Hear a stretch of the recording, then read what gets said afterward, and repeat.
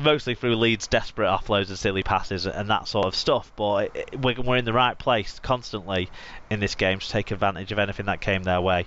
I think John Bateman got the R-League Man of the Match award, but I'd have gone with Liam Farrell, the Ginger Pearl, whose birthday is this week. Really? You'd have gone for Liam Farrell for Man of the Match? That's a shot. Would have gone for Was Sean O'Loughlin not there? He played, he was okay, but we didn't need to push him too much. He managed to get a little bit of a rest. There was only really Talia Matautai in the Wigan setup, who wasn't outstanding. He was below par. He was below par. Joe Greenwood made his debut, of course, for Wigan. That was of interesting note. He had a few really impactful runs early on in his spell. He didn't really do anything wrong either. He wasn't overused by the Wigan side. And a promising start to his Wigan career, I would suggest. An interesting note from the Leeds side of things was that Ryan Hall was named on the wing but played in the centre, and we've talked a lot on this show about Ryan Hall moving him inside. I see his future as a second row. Yeah, I think he could be devastating in that second row. Just look at the work he does on the first and second tackles now. But he wouldn't be doing that work if he's not on the wing, or in the centre. No, that's the kind of the trade-off you'd have to think about there. Yeah, but if you look at that work, that's example of the work he would get through in the second row. Yeah. But obviously on different. But if he was doing that kind of work, and his his handling ability and his ability to create a little gap or whatever, I think he could be devastating out there. There's a weapon in the kicking game there against people who aren't going to be as strong defending it as opposite wingers are. Yeah, there's merit to that. We've talked about that a lot on this show. The other thing that we've talked about previously is Jack Walker getting beasted a little bit, and he took a couple of real legitimate legal tackles, but heavy tackles. John Bateman in particular absolutely lined him up for one of them, and he had to go off injured through that, which just emphasises the point that this kid needs a bit of protection physically, no matter what his abilities are. Maybe he needs to sit out some of these games against the bigger, more physical, more dominant sides. Does he need a pre-season where he's able to put some muscle mass on? Is that going to help him? I don't think he needs to. I don't think it's just a case of just piling on, but I think he's got to grow still, and he will still be growing. He's a kid still, so yeah. There's an element of that. I don't really think anyone particularly impressed for Leeds, whereas everyone apart from one pretty much impressed for Wigan, so that's where the difference in this one lay. Do you have anything else you wanted to cover off from it? I mean I caught the highlights of this when I got back. I listened to the last 10 minutes when I got back to the hotel room on the radio. I think it was Tony Ray was the summariser, and he was particularly dour even for Tony Ray on a Thursday night. But Wigan in the last 10 minutes were trying to not score any points, and they couldn't help themselves but to score points because Leeds just kept putting it on a plate for them. But really, Wigan were playing for time, knowing that it was really hot conditions.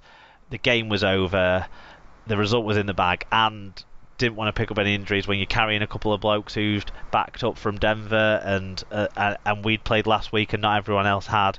Yeah, so that's probably the reason for his mood in that last 10 minutes, Tim. Fair enough. What did the stats tell us on this one then? The stats underline Wigan's dominance of the game, nearly 350 more metres, at over a metre per carry better average gain, with an 11-3 clean break count, a 6-12 error count, and a 3-6 penalty count. Wigan also had the better team tackle success by almost 5%, Leeds falling below 90% in that key figure. Individually, Liam Marshall, 3 tries, 128 metres, 2 clean breaks. Liam Farrell, 1 try, 6 tackle busts, 143 metres. Tom Davies, 1 try, 192 metres, 2 clean breaks. And Oliver Gildart, 3 try assists and 154 metres. For the Rhinos, there was a lot of hard work on their left edge. Ryan Hall, 101 metres. Luke Briscoe, 136 metres. But that's because he was put under a lot of pressure and tested out quite a lot. Mitch Garbutt, 127 metres. He's really consistent for them in knocking out the yards, even in big, bad losing efforts. I mean, this was pretty close to rock bottom, so I suppose that, I know, you lose to Wigan heavily, maybe you would expect a little bit of a a hammering at a top side who've got a really good home record this year, but Wigan weren't exactly in great form going into the game, and Leeds kept thinking we're close, we're just losing games narrowly. Look at how we played against Saints. Look at how much of a good dig we had. And with the Denver stuff and with the fact they played the week before and not had the week off, this probably was the best time to play them in some respects. Yeah, exactly. Well, so they'd much had better the opportunity Wednesday before, hadn't they? Whereas Wigan had played away on the Friday. You're going to have to explain that one. So, I've got a one of those Aera things set up in the living room, and it was set up in the living room in the far corner. It's sort of, I could see it going for the last couple of minutes, and now it's just completely collapsed. Oh no! So with your laundry crashing to ground like Leeds Rhinos did on Thursday night, we move on to Friday night's fixtures, Tim, where we start with Warrington against Salford. It was close at half-time, 14-10 in favour of the home side Wire. They stretched out that in the second half to finish 30 points to 14 winners. 9,171 were there. Chris Kendall was the referee. We had a few people get in touch, but not necessarily because they were at the game. Yep, starting off with Wire Joe, who said, whenever we can be asked to play rugby, we aren't a half-bad team, but fuck me, are we sloppy? Whenever we can't be asked, we were shit, but Salford were more shit, and that's as much as needs to be said about this game. We'll take the 2 points, move on, and hope that a better Warrington will stand up for a big game against Wigan next week. Obviously, his stag do didn't put him in a great mood because he's grumpy, isn't he? There, maybe the pre-wedding jitters are getting into his mind too much. Mike Dodd at Mike Dodd 22 said, I was really looking forward to this one after a few weeks away at the Halliwell Jones. I will provide you with my match review, but my car broke down on the way. Shout out to the recovery man who got us home. He couldn't stop smiling, the reason being he was a Widnes fan. Well, you know, you should feel good about yourself, Mike, that you gave a Widnes fan something to smile about this year. Yes, indeed. And finally, Lee Whitnell says, despite the comfortable scoreline, this was a dreadful performance from Wire, and the game only got away from Salford in the last 10 minutes. Tyrone Roberts started well with 2 assists, but was hopeless for the last 50 minutes. Jack Hughes, Mitch Brown, Toby King, and Super Benny Westwood all wasted gilt-edged opportunities, and we always went fucking left when our best strike weapon is on the right. Massive improvement needed next week. I mean, it all sounds a bit doom and gloom, but from what I've seen and read, I mean... Yeah, the highlights that I watched didn't seem that miserable, but I suppose when it's always different when you sat in front of it for 80 minutes, isn't it? And the second half seemed like a bit of a comfortable running. Obviously, the first half was a little bit more scratchy, and they actually had the benefit of an extra man when Ryan Lannon got sin-binned, but it was unbelievably Jack Littlejohn for Salford who scored during that period rather than the other way around right at the end of that period. So maybe that's part of where some of the frustration will have come from there for the Wolves fans, and it got levelled up just after the half time. If Salford had a goal kicker, they might have been ahead there, but it seemed after that it was pretty plain sailing once they took the lead again.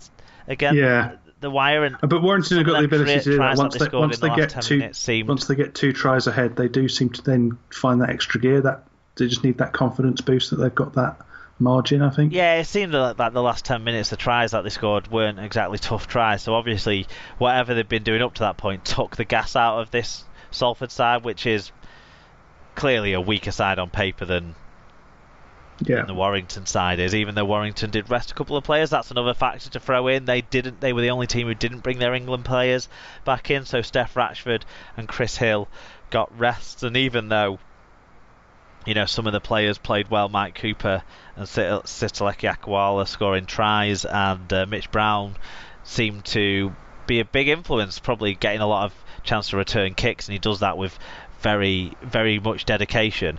He was picked out as man of the match by League Express, for example. Still, I don't think that those players will have done enough to hold their place against the England boys, and that'll improve the cohesiveness and that sort of thing when they get them back. You would think, wouldn't you? You'd expect so, yeah. I mean, the fact that Jack Littlejohn scored 2 tries can't really be forgotten about. And actually, George Griffin, who is one of the few Salford players who I think Super League clubs really, really will be sniffing around for next year if they struggle, if they continue to struggle, and not just where they are in the league structure, but financially, then that's the player who someone might want to take off their hands. And he got involved with a nice break and offload for Jack Littlejohn's second try.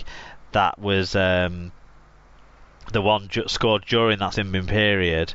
But it seemed to me standard. So hopefully, the stats tell us about this. Hopefully, Warrington could turn up with the same disappointing level of performance, and against a bigger team, maybe they won't get the same result. Stats-wise, although they made 5 more errors in a high 16-11 count, so that is bad, 16 errors in the game. Wire did dominate elsewhere on the stats, 465 more metres at 1.5 metres per carry better average gain, plus a 5.6% better team tackle success rate underlines this. 5 more breaks and half as many penalties with a 3-6 count emphasises it. So really, maybe the errors, possibly because those errors came wasting chances as well, based on the reviews there.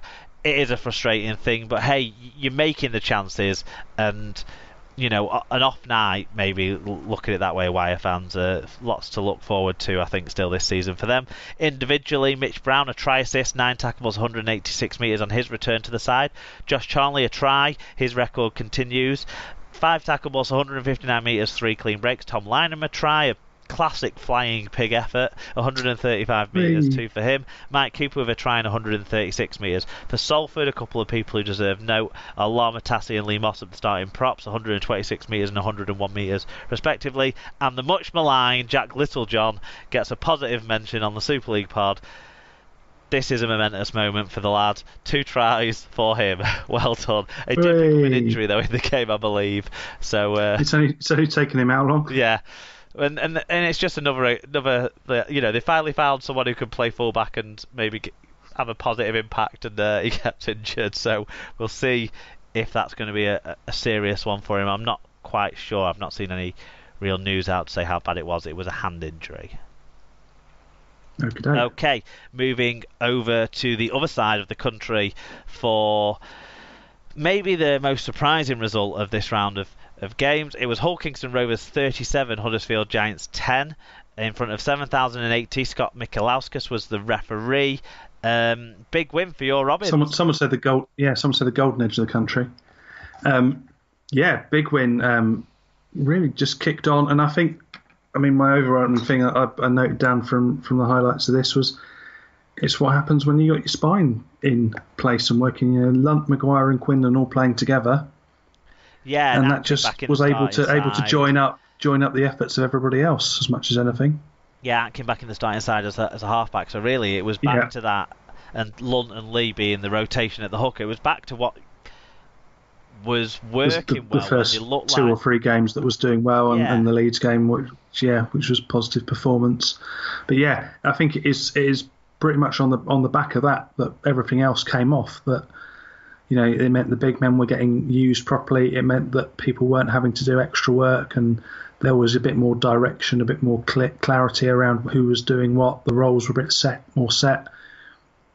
And I think that was just flowing through. And then by the time we again got a couple of scores ahead, I think just after half-time, it was then able to be a bit more confident and then able to try a bit more, and that's when everything comes off, and then Atkin even slotting over the drop goal as well, to just seal it off, just as much as anything for kick out the legs. Well, certainly, it seemed like a game where it created a situation for a lot of the entertaining players that Hull KR have, because Hull KR to me are so rocks and diamonds when you look at the team lineup. Even James Greenwood and Joel Tompkins, now that's 2 players with an offload and who look to attack in the back row. But it's 2 players who are penalty machines. It's 2 players who can be found out positionally as well, with their sort of not necessarily built for mobility, let's say. Ryan Shaw and Junior Vai, that's a new combination out on the left wing, because I've not seen Ryan Shaw play on the left wing too many times. But that worked out because they both scored a lot of points. Both scored a couple. I think he did have to move out there one of the games where they switched everything around when there was a couple of injuries. But yeah. Yeah, so Junior Vai